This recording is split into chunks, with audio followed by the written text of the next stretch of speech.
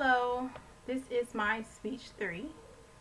Okay, so today my speech is about why you should stop eating pork. So in 2015, I personally started a body cleanse which involved not eating unclean foods. These foods actually consisted of pork, catfish, and shellfish. So I was able to do this for almost a year, but somehow I started back eating the unclean foods. And this was actually while I was pregnant with my firstborn. And you would think when you're pregnant you'll want to stay eating healthy, but then those cravings start kicking in, and then it was like I'm throwing the towel in. I have to have my bacon or something like that.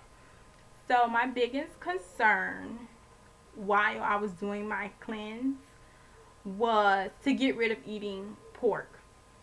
Now, the catfish and shellfish, it's pretty hard to stop eating because we live in Louisiana and seafood, that's really it's all about.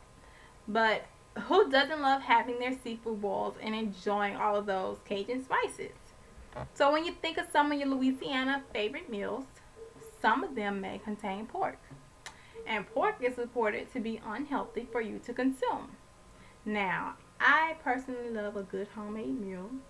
It will sometimes consist of fried or smothered pork chops, pork shoulders roast, boiled pork neck bones, ham, mustard greens with the ham hocks, boiled pig feet, pickled pig feet, and pickled pig lips, which are not my favorite to eat, by the way, anymore.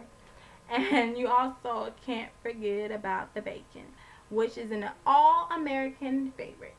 Well, I am here not to discourage you, but to inform you. Then I ask you to take this information and use the information wisely. So, pigs are considered scavengers. And when I say scavengers, what I'm saying is scavengers will eat almost anything. And by anything, I mean rotten food, feces, urine, carcasses, and even cancerous growths. Mm-mm-mm. The digestive system of a pig is incapable of effectively removing the toxins that accumulates from the body because a pig will digest its food entirely in about 4 hours. And that is not long enough to remove the excess toxins that were ingested. And those toxins are stored directly in the fat cells and organs of the pig itself. And we're eating that stuff. So we are able, us humans, we're able to sweat the toxins out through our body. For example, if you're working out, you begin to sweat. And like my mom likes to say, you gotta sweat that infection out. Like, for example, if you're having a fever, they want you to so-called sweat it out.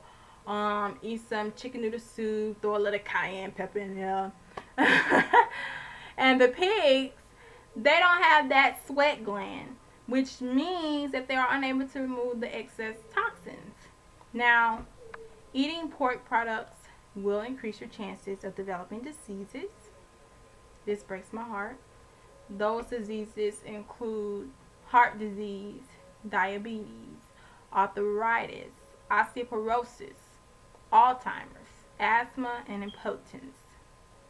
The extremely crowded conditions that are in the farms where the pigs are pretty much held, they have poor ventilation and filth in the factory that causes disease in pigs. That majority of them have pneumonia by the time they're sent to the slaughterhouse. Now, that's devastating.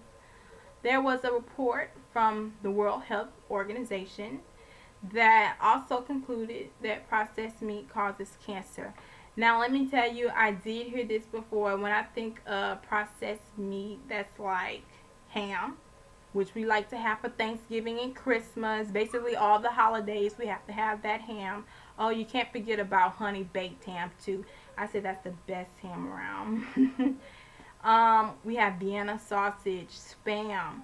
Now, I'm not sure if spam is actually pork, though. But all types of processed meat.